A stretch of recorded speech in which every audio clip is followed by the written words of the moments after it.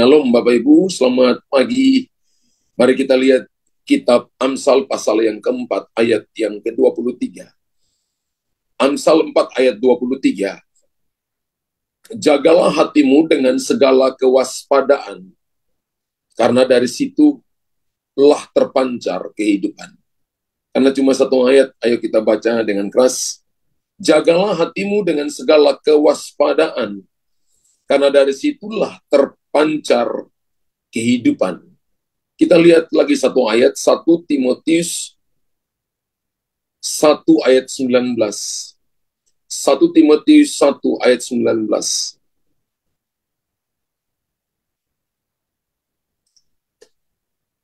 Beberapa orang telah menolak hati nuraninya yang murni itu, dan karena itu kandaslah iman mereka.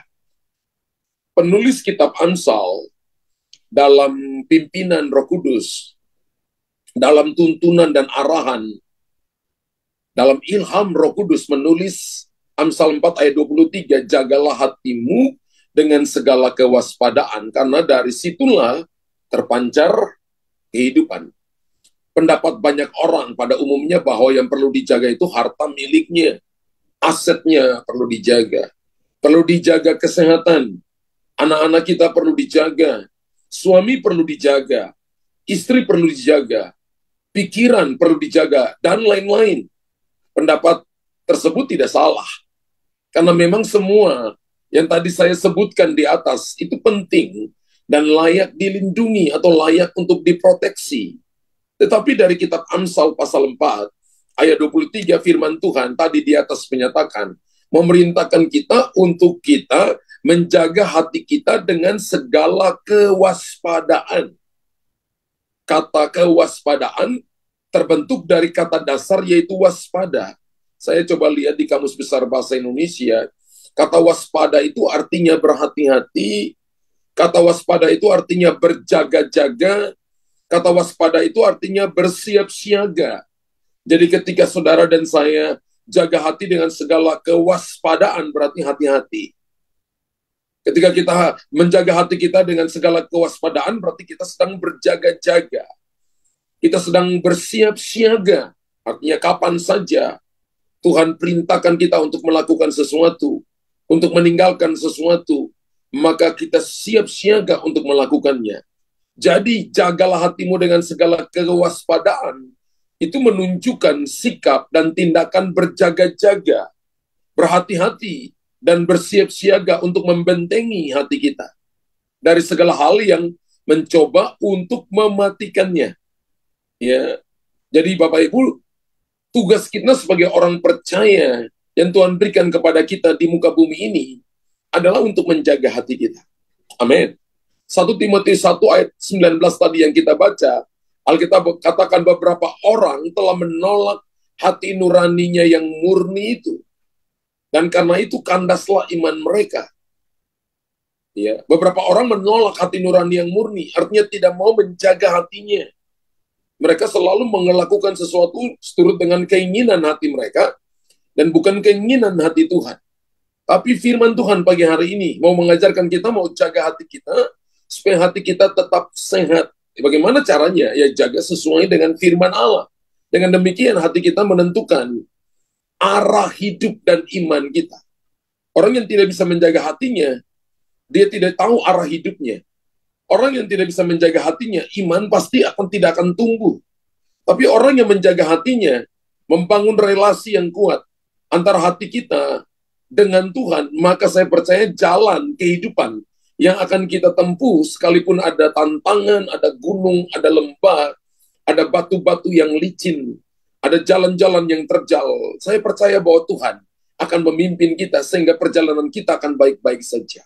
Dunia mengatakan begini, bahwa kecerdasan atau intelektual kita yang menentukan jalan kehidupan kita. Itu yang Bapak Ibu dengarkan kan selama ini. Kalau saya pintar, kalau saya berintelektual, kalau saya punya kecerdasan lebih daripada orang lain, itu menentukan jalan hidup kita.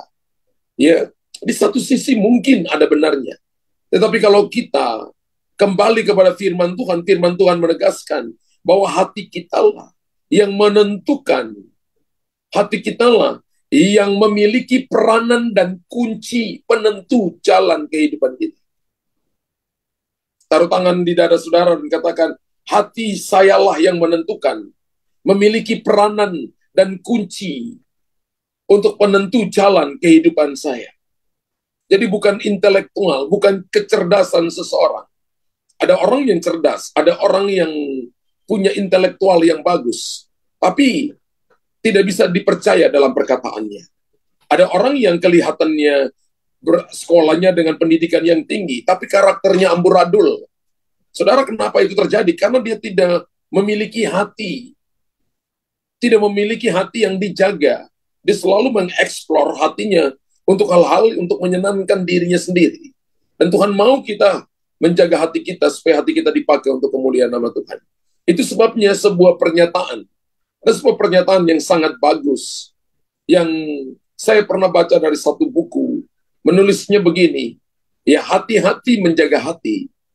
Karena hati sering disakiti oleh hati yang kurang hati-hati.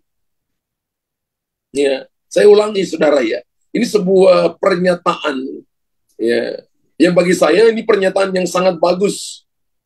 Supaya kita tetap harus menjaga hati kita sedemikian rupa dengan waspada. Ya, hati-hati menjaga hati karena hati sering disakiti oleh hati yang kurang hati-hati. Makanya kita jangan bergaul dengan orang yang sakit hati. Karena cenderung orang yang sakit hati adalah cenderung melukai orang lain. Bergaullah dengan orang yang menjaga hatinya. Orang yang jaga hatinya pasti jaga pikirannya. Orang yang jaga hatinya pasti jaga pikirannya, jaga perkataannya. Orang yang jaga hatinya pasti jaga arah langkahnya. Orang yang menjaga hatinya akan hati-hati dalam mengambil keputusan. Orang yang menjaga hati akan hati-hati dalam melangkah. Kenapa? Karena dia tahu bahwa kalau tidak menjaga hatinya, maka dia akan melangkah di dalam jalan yang salah, keputusan yang salah, yang akan mengakibatkan kerugian bagi dirinya. Dari pernyataan itu, maka saya bisa menyimpulkan bahwa hati itu punya fungsi yang dan peran yang sangat strategis dalam perjalanan kehidupan kita. Jadi ketika seseorang tidak bisa menjaga hatinya, maka saya percaya bahwa dia tidak akan pernah sampai di pelabuhan kesukaan. Kalau dia tidak bisa menjaga hatinya, maka dia mudah kalah. Dia tidak bisa menjaga hatinya, dia akan mudah putus asa. Kalau dia tidak bisa menjaga hatinya, dia tidak akan ada di level-level kemuliaan. Tapi kalau kita bisa menjaga hati kita, maka masalah boleh ada, ya persoalan boleh ada, tantangan boleh ada. Tapi kita akan melangkah dengan konsisten, dengan pasti sampai di tujuan. Dan kita akan menceritakan kebesaran dan kemuliaan Tuhan bagi banyak orang. Hati itu menjadi pusat atau sentral dari semua aktivitas kehidupan kita. Semua yang terjadi di sekeliling kita, semua yang kita alami, entah itu masalah, entah itu persoalan, entah itu berkat, entah itu promosi, entah itu kemuliaan, semuanya datang hanya untuk menguji hati kita. Apakah hati kita tetap tertuju kepada Tuhan, memuliakan Tuhan, ataukah tertuju kepada apa yang kita lihat dengan mata, entah itukah masalah, entah itu persoalan, entahkah itu harta, kedudukan, prestasi kita. Apakah hati kita fokus ke sana ataukah fokus ke Tuhan? Hati itu menjadi pusat atau sentral dari semua aktivitas kehidupan kita. Jadi semua yang terjadi di sekeliling kita itu hanya untuk menguji hati kita. Ya. Dan itu untuk mentes hati kita, apakah hati kita ini tulus murni menyenangkan Tuhan ataukah punya motivasi yang lain. Oleh karena itu, sangatlah beralasan penulis kitab Amsal, dalam hal ini Salomo, memberi perintah supaya kita menjaga hati kita dengan baik. Sebab kalau orang tidak fokus kepada Tuhan, sentral hatinya tidak tertuju kepada Tuhan, dia mudah diombang-ambingkan, dia mudah distract, dia mudah menyimpang, dan dia mudah untuk berhenti di tengah jalan dan menyalahkan orang lain. Tapi saya percaya kalau orang sentralnya kepada Tuhan, kelemahan ada, betul. Keterbatasan ada, iya. Kekuatan terbatas, iya. Kita sepertinya pintu tertutup, iya, mungkin hari ini. Tapi kalau mata kita tertuju kepada Tuhan, Tuhan kita adalah Tuhan yang beri kekuatan kepada orang yang lemah, memberikan kemampuan kepada yang tidak berdaya. Tuhan kita adalah Tuhan yang buka pintu ketika pintu tertutup, sebab dia adalah pintu itu sendiri. Jadi ketika orang sentralnya, matanya tertuju kepada Tuhan, selalu ada mujizat. Sadrak, Mesak, Abednego mengalami jalan tertutup. Pilihannya cuma satu, dapur api. Tapi mereka tidak mundur, mata mereka tertuju kepada Tuhan. Mereka jaga hati mereka dan tidak mau mengotorinya dengan menyembah patung itu. Dan mereka berkata kepada Raja Nebukadnezar, sekalipun Allah yang kami sembah tidak menolong kami tidak akan menyembah patung yang Tuhanku dirikan. Kemudian dipanaskan 7 kali api itu dan mereka dilemparkan ke dalam dapur api. Apa yang terjadi? Apakah mereka terbakar? Tidak. Justru Nebukadnezar melihat mereka sedang berjalan-jalan dalam dapur api. Dan ada seorang pemuda yang mukanya seperti anak dewa berjalan-jalan bersama dengan mereka. Ketika dipanggil keluar, maka tidak ada bau kebakaran pada tubuh mereka, pada rambut mereka, pada jubah yang mereka pakai. Jubah yang mereka pakai pun tidak ada bau kebakaran. Api tidak dapat membakar jubah mereka. Mereka tidak terbakar. Kenapa? Orang yang hatinya fokus kepada Tuhan akan melihat mujizat, akan melihat penyediaan pertolongan Tuhan yang ajaib. Hati kita bisa disakiti, ya. Baik dari faktor internal maupun dari faktor eksternal, hati kita bisa disakiti. Tapi saya percaya itu bukan alasan untuk kita sakit hati. Faktor eksternal bisa membuat hati kita sakit. Misalnya, ya, atau tubuh kita sakit. Dalam faktor eksternal maksud saya, misalnya kita 2 tahun mengalami pandemi COVID-19, ya, yang menyerang seluruh dunia ini. Dan saudara dan saya mungkin ada yang kena, ada yang sakit. Faktor eksternal. Tapi jaga hati kita selalu bersyukur. Pada sisi lain, faktor internal kita juga bisa membuat hati kita sakit. Misalnya sakit hati, iri hati, dengan perkataan orang, sikap orang, dan sebagainya. Perilaku orang lain kepada kita yang tidak seharusnya. Tapi itu kok diarahkan kepada kita. Kita nggak merasa salah, kemudian Anda sakit hati. Kemudian Anda iri hati kepada orang lain. Harusnya Anda yang dipromosi, tapi orang lain yang dipromosi. Maka kemudian Anda iri hati, itu faktor internal. Ini bisa membuat spiritualitas kita atau spiritualitas iman kita tidak bertumbuh. Ketika saudara sakit hati, saudara iri hati, ya, maka itu membuat spiritualitas iman rohani saudara itu tidak bertumbuh. Ayub dalam perjalanan hidup,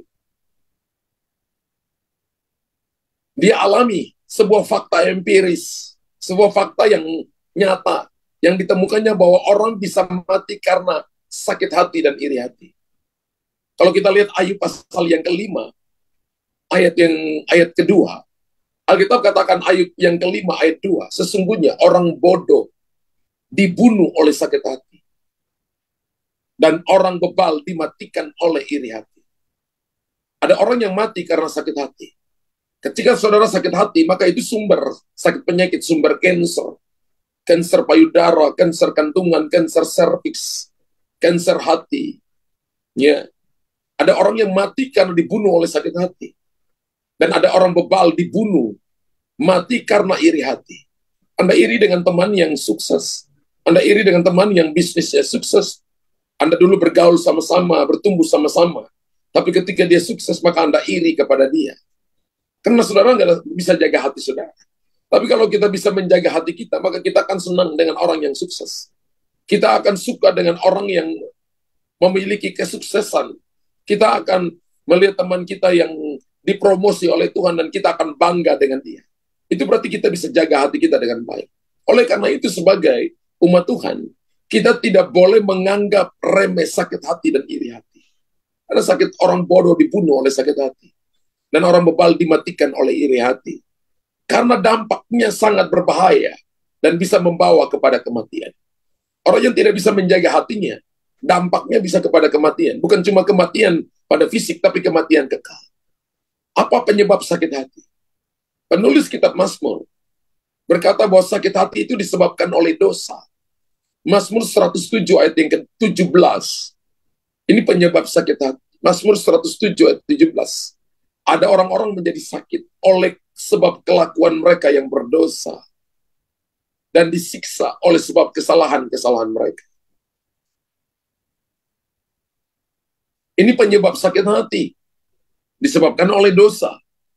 Ya, Mazmur 107 ayat 17 berkata, ada orang-orang menjadi sakit oleh sebab kelakuan mereka yang berdosa, dan disiksa oleh sebab kesalahan-kesalahan mereka.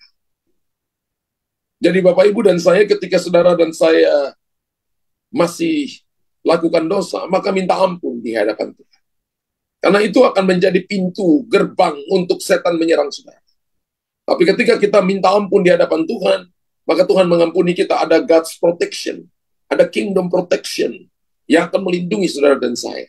Apa itu iri hati? Iri hati adalah suatu reaksi dari seseorang atau individu secara negatif terhadap temannya, terhadap sesamanya, terhadap suami atau terhadap istrinya, terhadap orang tuanya, di mana hidup sesamanya itu lebih baik, itu iri hati. Hidup sesamanya lebih beruntung, hidup temannya lebih unggul dari dirinya, kemudian dia iri hati. Jadi sebuah reaksi individu. Ada banyak orang nggak tahu, tapi saudara tiba-tiba lihat bahwa ngomongnya cetus, ngomongnya itu nggak mengenakan, nggak, kata-katanya negatif, kata-katanya menyerang orang lain. Iri hati itu adalah reaksi individu. Dan iri hati di dalam Alkitab itu sama dengan dendam dan dengki. Jadi kalau orang dendam, dengki, itu bentuk daripada iri hati. Kalau kita tidak membereskan isi hati kita, atau kalau kita tidak bisa menjaga hati kita, hal ini akan berujung kepada sakit hati. Dan sakit hati membusukkan tulang. Tapi hati yang gembira adalah obat yang manja. Kalau sakit hati, kita juga tidak diselesaikan, maka fisik kita pun akan sakit. Jadi Bapak Ibu, jangan sampai kita tidak menjaga hati kita setiap hari. Ini tugas yang Tuhan berikan kepada kita melalui kitab penulis kitab Amsal, yaitu Salomo, supaya kita jaga hati kita. Oleh karena itu, kita ada dalam kondisi hidup yang penuh iri hati dan sakit hati. Datanglah segera kepada Tuhan. Akui iri hati, akui bahwa saudara sakit hati. Kalau Anda sakit hati dengan seseorang, datang kepada orang itu dan minta maaf kepada orang itu. Pengampunan itu bukan karena Anda buat salah, baru Anda datang minta ampun, tidak. Tapi mungkin karena seseorang buat salah kepada Anda, tapi Anda sakit hati, maka Anda yang tahu kebenaran harus pergi kepada orang itu dan minta ampun kepada orang itu. Siapa yang pertama kali mengampuni, dialah pemenang kehidupan. Minta ampun, setelah minta ampun dari orang tersebut, kemudian minta ampun dari hadapan Tuhan. Maka saya percaya pemulihan pasti akan datang dalam hidup saudara. Bagaimana cara menjaga hati tetap sehat? Pertama adalah bebaskan hatimu dari niat membalas jahat dengan jahat. Jangan membalas kejahatan dengan kejahatan, tapi kalahkan kejahatan dengan kebaikan. 1 Tesalonika pasal 5 ayat 15 berkata, perhatikanlah supaya jangan ada orang yang membalas jahat dengan jahat. 1 Tesalonika 5 ayat 15. Tetapi usahakanlah senantiasa yang baik terhadap kamu masing-masing dan terhadap semua orang. Alkitab mengajarkan saudara jangan membalas jahat dengan jahat. Ada orang yang berkata karena dia buat jahat ke saya, maka saya akan membalasnya. Saudara bukan anak Tuhan. Mungkin KTP Anda Kristen, tapi Anda bukan anak Tuhan. Anak Tuhan itu ketika orang buat jahat kepada kita, kita tidak membalas jahat dengan jahat, tapi kita membalas jahat dengan kebaikan. Jangan jadikan hati sebagai tempat menyimpan hal-hal negatif. Jadikan hati seperti hatinya Tuhan, yang luas untuk melepaskan pengampunan kepada mereka yang menyakiti kita. Ketika Tuhan Yesus ada di atas kayu salib, dia mengampuni orang yang meludahi dia. Dia mengampuni orang yang memukuli dia. Dia mengampuni orang yang meninju dia. Dia mengampuni orang yang menyakiti dia dengan perkataan-perkataan yang sangat-sangat menyakiti. Dia mengampuni mereka yang mencambuk dia, yang menombaki dia. Dia mengampuni-ampunilah mereka, sebab mereka tidak tahu apa yang mereka perbuat. Kita hidup ini karena pengampunan Tuhan. Jadi pengampunan itu adalah sebuah gaya hidup orang percaya. Kalau saudara dan saya tidak bisa mengampuni seseorang, Anda bukan orang percaya. Anda mungkin Kristen karena KTP-mu Kristen, tapi Anda bukan anak, Anda dan saya bukan anak Tuhan. Yang pertama tadi, bebaskan hatimu dari niat jahat untuk membalas jahat dengan jahat. Yang kedua, bebaskan hatimu untuk sukacita Tuhan melimpah di dalamnya. Amin. Ada banyak orang yang tidak sukacita, sulit untuk tertawa. Tapi Alkitab berkata dalam 1 Tesalonika 5 ayat yang ke-16, bersukacitalah senantiasa. Tuhan mau kita bersukacita. Sukacita itu adalah kekuatan Allah. Amin. Sukacita itu adalah kemampuan Allah. Bersukacitalah senantiasa. Nehemia 8 ayat 11 berkata begini, sukacita karena Tuhan itulah kesembuhanmu, itulah kekuatan bagimu. Nehemia 8 ayat 11, sukacita karena Tuhan itulah kesembuhan bagimu. Ketika Anda bersukacita, sukacita dengan limpah kepada Tuhan, maka itulah kesembuhan yang Tuhan berikan kepada kita. Itulah kekuatan kita. Amin. Hiduplah dengan sukacita, saudara. Ada masalah, ya. Persoalan dalam bisnis, persoalan dalam keuangan, persoalan dalam keluarga, tetaplah bersukacita. Pilihlah bersukacita, jangan ngomel. Ketika Anda bersukacita, maka Anda telah memilih untuk tetap menjadi kuat. Anda tetap memilih dan percaya bahwa Tuhan sanggup menolong kita. Dan pertolongannya pasti. Haleluya. Amin. Yang ketiga, bebaskan hatimu menjadi tempat untuk selalu berkomunikasi dengan Tuhan. Rasul Paulus menulis dalam 1 Tesalonika 5 ayat 17, tetaplah berdoa. Hari ini kalau ada masalah, jangan lari dari Tuhan. Kalau hari ini ada persoalan, jangan tinggalkan Tuhan. Jangan tinggalkan ibadahmu, tetaplah berdoa. Kalau ada masalah mengepung saudara, berlututlah. Setan tidak akan pernah menjatuhkan saudara dan saya lebih daripada lutut kita. Sebentar lagi kita akan mengakhiri 2023. Berdoalah kepada Tuhan. Hari-hari yang akan datang kita nggak tahu, tapi dengan doa, Anda siap untuk menyongsong masa depan. Dengan doa, Anda siap untuk menghadapi masalah dan persoalan. Dengan Tuhan, ketika Anda berdoa, artinya Anda berkata, saya tidak mampu tanpa Tuhan nolong saya. Anda akan melihat campur tangan Tuhan dalam kehidupanmu. Dia tidak akan pernah mempermalukan kita. Tuhan menguji kita, iya. Tuhan tes ke hati kita, iya. Karena itu jaga hati saudara dan saya. Tetaplah berdoa. Orang yang menjaga hatinya dengan sungguh-sungguh, itu adalah orang yang berdoa. Orang yang tidak bisa menjaga hatinya, dia tidak bisa doa. Tapi orang yang bisa menjaga hatinya dengan sungguh-sungguh, dia punya kehidupan doa yang konsisten. Dia tidak takut dengan masalah. Dia tidak takut dengan tantangan. Karena dia tahu, ketika dia datang berdoa, Tuhan yang berperang ganti dia. Dia punya keyakinan iman, bahwa apa yang dia minta, Tuhan sudah berikan kepada dia. Dan dia akan melihat pintu-pintu akan terbuka. Dia akan diberi makan sampai kenyang dari tangan Tuhan. Dan Tuhan akan menolong dia dengan kuasa keperkasaannya. Bebaskan hatimu menjadi tempat untuk selalu berkomunikasi dengan Tuhan. Dan hal yang keempat, bebaskan hatimu untuk senantiasa bersyukur kepada Tuhan. Kita harus bersyukur kepada Tuhan, saudara. 1 Tesalonika 5 ayat 18 berkata, mengucap syukurlah dalam segala hal. Dalam keadaan baik atau tidak baik. Dalam keadaan lagi untung banyak atau lagi rugi banyak. Lagi dalam keadaan gagal atau dalam keadaan berhasil. Bersyukurlah. Sebab itulah yang dikehendaki Allah dalam Kristus Yesus bagi kami. Tuhan mau kita bersyukur dalam segala hal. Tapi kenyataan yang terjadi adalah kita ini hanya bersyukur ketika kita sukses. Ketika omsetnya naik, ketika kita dipromosi. Ketika anak kita lulus kuliah. Ketika kita dipromosi, kita diberkati dengan kesehatan. Kemudian kita bersyukur. Tapi sebaliknya, ketika kita gagal, ketika uang kita dicuri oleh orang, ketika bisnis kita sedang mengalami penurunan yang tajam, jarang kita lihat orang percaya bersyukur. Banyak kali jemaat misalnya undang gembalanya ke rumah, karena dia lagi ucapan syukur.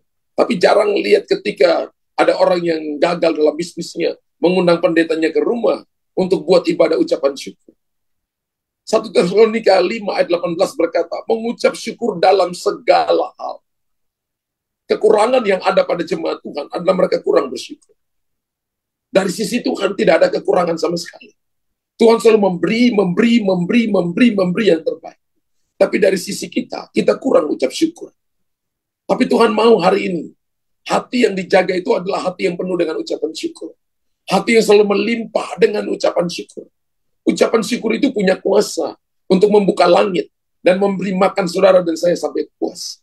Ketika Yesus berhadapan dengan 5.000 orang laki-laki, hanya 5 roti dan 2 ikan di tangannya. Dia menengadah ke langit dan berkata, Bapa, aku mengucap syukur. Ternyata mengucap syukur itu adalah master key untuk membuka langit dan memberi makan 5.000 orang laki-laki. Masih ada sisanya 12 bakul. Ketika Yesus berhadapan dengan Lazarus dalam kubur, Yesus berkata, Bapa, aku mengucap syukur engkau mendengarkan aku. Ucap syukur itu membuka pintu-pintu yang tertutup. Pintu gerbang neraka pun dibuka dengan ucapan syukur. Nah, saudara perhatikan baik-baik ketika Anda ucap syukur. dengan hati yang penuh dengan sukacita, hati yang bersyukur kepada Tuhan, maka Anda membuka langit.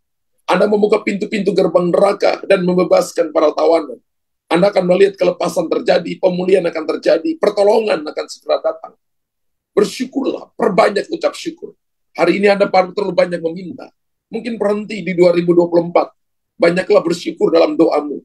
Banyaklah bersyukur dalam setiap semua yang Anda kerjakan. Dan Anda akan melihat keajaiban Tuhan terjadi atas hidupmu. Dan yang terakhir, bebaskan hatimu untuk menjadi tempat yang layak bagi Tuhan. Biarlah hati kita menjadi tempat yang layak bagi Tuhan. Jangan isi hati kita dengan keinginan-keinginan dunia, harta kekayaan, promosi, nama baik. Jangan. Isi hati kita dengan keinginan Tuhan. Isi hati kita dengan firman Tuhan. Matius 5 ayat yang ke-8 berkata, berbahagialah orang yang suci hatinya, karena mereka akan melihat Allah. Hari-hari ini sulit dapat orang yang suci hatinya. Tapi saya percaya saya sedang menemukan, Tuhan sedang menemukan orang yang suci hatinya di pagi hari ini. Yang mendengarkan firman ini. Berbahagialah orang yang suci hatinya, karena mereka akan melihat Allah. Jadi kalau Bapak Ibu tidak suci hati, satu waktu kita tidak akan melihat Allah. Kalau tidak melihat Allah, berarti saudara dan saya tidak masuk surga. Tapi kalau saudara dan saya bisa menjaga hati kita dengan baik, satu waktu kita akan melihat Tuhan. Amin. Satu waktu kita akan melihat Tuhan. Kata berbahagia di sini adalah makarios. Bahagia yang dari dalam, yang tidak terpengaruh faktor apapun. Makarios itu adalah bahagia yang tidak terpengaruh oleh keadaan, oleh situasi, oleh isi dompet kita, isi saldo kita. Tidak akan mempengaruhi bahagia yang Tuhan taruh dalam hati kita. Dan Tuhan mau kita menjaga hati kita dengan segala kewaspadaan. Tuhan mau hati kita sehat. Tuhan mau hati kita memuliakan Dia. Dan supaya hati kita hanya tempat Tuhan berdiam. Tempat firman Allah berdiam. Jangan masukin masalah di hatimu. Jangan masukin persoalan di hatimu. Jangan masukin kata orang di hati saudara. Tapi taruhlah Tuhan dalam hati saudara. Maka Dia akan menjamin bahwa hatimu baik-baik saja. Dia akan menjamin bahwa hidupmu akan baik-baik saja. Keluargamu akan baik-baik saja, bisnismu akan baik-baik saja. Keadaanmu akan berubah, dan orang akan melihat Tuhan menyertai saudara. Bapa di sorga, terima kasih pagi hari ini. Hamba sudah selesai menyampaikan isi hatimu. Meteraikan firman-Mu Tuhan. Meteraikan firman-Mu. Jadikan firman ini tinggal di setiap hati kami. Dan biarlah firman Tuhan ini menjadi kekuatan bagi kami. Menjadi pertolongan bagi kami. Dalam nama Tuhan Yesus Kristus. Hamba berdoa dan mengucap syukur. Haleluya. Amin, amin, amin. Shalom. Sebelum kita memberikan persembahan, mari kita satu dalam doa. Kita berdoa. Tuhan Bapa dalam surga, kami datang bersyukur dan berterima kasih kepadamu atas segala kasih setia Tuhan yang senantiasa berlaku di hidup kami. Kami ada saat ini Tuhan, itu karena anugerah-Mu. Kami boleh mengikuti hari perhentian-Mu Tuhan, semua juga karena anugerah-Mu. Terima kasih Tuhan buat firman-Mu yang sudah disampaikan oleh Bapak Gembala kami. Biarlah firman Tuhan yang senantiasa menjadi kekuatan kami di dalam kami menjalani hari-hari kami ke depan.